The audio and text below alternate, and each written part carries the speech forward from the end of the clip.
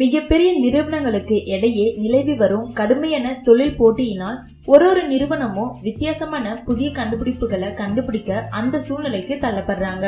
அப்படி வித்தியாசமானதுன்னு நினைச்சு வேடிக்கையா கண்டுபிடிக்கப்பட்ட 8 கண்டுபிடிப்புகளை பத்தி தான் இந்த வீடியோல நம்ம பார்க்க போறோம். அதுக்கு முன்னாடி நீங்களும் தமிழ் இன்ஃபோ சேனல்ல சப்ஸ்கிரைப் பண்ணாதவங்க சப்ஸ்கிரைப் பண்ணிக்கோங்க. அதுக்கு கீழே இருக்க ரெட் கலர் பட்டனையும் கிளிக் பண்ணிக்கோங்க. அதுக்கு பக்கத்துல இருக்க பெல் ஐக்கான் சிம்பலையும் கிளிக் பண்ணிக்கோங்க. வாங்க வீடியோக்குள்ள போகலாம். தி ஃபிளெக்ஸ் பைக் ஜெர்மன் வடிவமைப்பாளரான டாம் ஹாம்ராக் என்பவர்னால உருவாக்கப்பட்டதுதான் இந்த பெடல் இல்லாத வீல் சைக்கிள். இந்த சைக்கிளை ஓட்டணும்னா மேல இருக்கிற பெல்ட்டால உடலை கட்டி சாலையில காலை வச்சு ஓடிக்கொண்டே இருக்கணுமா. அப்புறம் சைக்கிள் வேகமா போகும்போது காலை பின்னாடி வச்சு தொங்குனபடியே ரெஸ்ட் எடுத்துக்கலாமாமா. அப்புறம் சைக்கிளோட வேகம் குறையும் போது மறுபடியும் காலை வச்சு ஓட்டிக்கணுமா. தற்போது உள்ள சைக்கிளை விடவும் அதிக உடல் வலியையும் அதிக நேர செலவையும் கொடுக்கறனால இந்த சைக்கிளானது மக்களிடையே அதிக வரவேற்பு பெறாம சும்மா வேடிக்கை பாக்குற பொருளா மாறிடுச்சு. செகண்ட் பாத்தீங்கன்னா லேப் பில்லோ.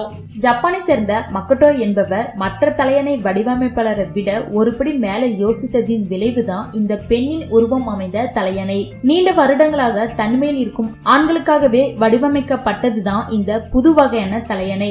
தற்போது ஜப்பான்ல இந்த தலையணைகள் 3000க்கும் மேல சேல்ஸ் ஆகப்பட்டுதான் வருது. மூணாவது பாத்தீங்கன்னா போர்ட்டபிள் டாய்லெட் பேப்பர். வெளிநாட்டுல பாத்ரூம்ல யூஸ் பண்ற பேப்பர் சுருளை கொண்டு உருவாக்கப்பட்ட வினோத முயற்சி தான் இந்த போர்ட்டபிள் டாய்லெட் பேப்பர். இந்த பேப்பரை ஏதேனும் ஒரு சிறிய கருவியில பொருத்தி அது இறுக்கி கட்டுற மாதிரி வடிவமைச்சிருக்காங்க. எதுக்குன்னா எதுவும் வெளியில போகும்போதும் எதுவும் திடீர்னு ஜலதோஷம் தும்பல் வந்துச்சுன்னா உடனே இந்த பேப்பரை வச்சு யூஸ் பண்ணிக்கலான்னு இதை கண்டுபிடிச்சவங்க சொல்லிருக்காங்க.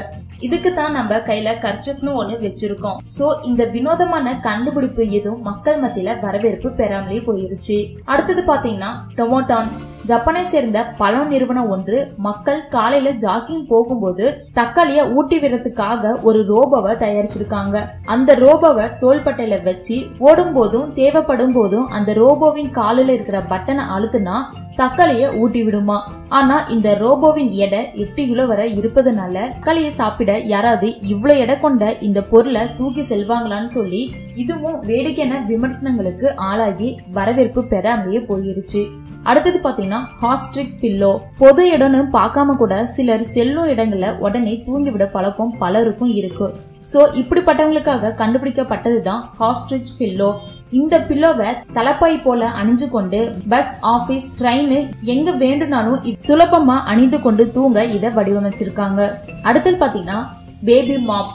வீட்டை சுத்தம் செய்ய சோம்பேறித்தனம் படும் பேரண்ட்ஸ்க்காகவே கண்டுபிடிக்கப்பட்டதுதான் இந்த பேபி மாப். குழந்தைகளுக்காக தயாரிக்கப்படும் உடையின் கால் மற்றும் கைகள்ல துடைப்பான்களுக்காக பயன்படுத்தப்படும் துணியை வச்சு வடிவமைச்சிருக்காங்க. இந்த துணியை குழந்தைகளுக்கு அணிந்து வீடு முழுவதும் அலையும் போது இது மூலமா வீடு சுத்தமாகுதான். தற்போது இந்த துணி ஆன்லைன்ல சேல்ஸ் ஆகப்பட்டுதான் வருது. அடுத்தது பாத்தீங்கன்னா ஷூ பைக். கான்டினென்டலி என்ற டயர் நிறுவனம் சாதாரண டயரை வச்சு சைக்கிளை தயாரிச்சது போதாதுன்னு சொல்லி புதிய முயற்சியா ஷூவை வச்சு அதுவும் சக்கரத்துல வச்சு காலனி சைக்கிளை தயாரித்ததின் விளைவுதான் இந்த காலனி சைக்கிள்.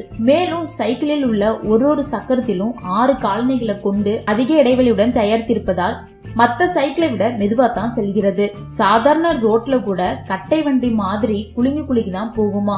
சோ இந்த ரீசன்னாலையும் இது மக்கள் மத்தியில அதிக வரவேற்பு பெறவில்லை. லாஸ்ட் பாத்தீங்கன்னா கடிலாக் போல். கலிபோர்னியாவை சேர்ந்த 2 நண்பர்கள் பழைய காரை விலைக்கு வாங்கி 6 வருடமா முயற்சி செய்து அதை நடமாடும் குளியல் அறை மாதிரி உருவாக்கியிருக்காங்க. அதாவது கார்ல உள்ள இருக்கையை எடுத்துட்டு 2000 லிட்டர் தண்ணி இருக்கிற மாதிரி அதை முற்றிலும் மாத்திருக்காங்க.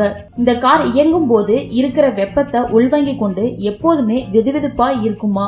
இது புதுவிதமான முயற்சியாக இருந்தாலும் இது நடைமுறைக்கு சாத்தியம் இல்லாதனால இதுவும் வேடிக்கையான கண்டுபிடிப்புகள்ல ஒன்றா மாறிவிட்டுச்சு. ஓகே ஃப்ரெண்ட்ஸ், இந்த வீடியோ பற்றின உங்களோட கருத்துக்களை கீழே இருக்க கமெண்ட் பாக்ஸ்ல கமெண்ட் பண்ணுங்க. உங்களுக்கு இந்த வீடியோ பிடிச்சிருந்தா லைக் பண்ணுங்க, ஷேர் பண்ணுங்க, கமெண்ட் பண்ணுங்க. மேலும் இது போன்ற வீடியோக்களுக்கு தமிழ் இன்ஃபோ சேனல்ல சப்ஸ்கிரைப் பண்ணுங்க.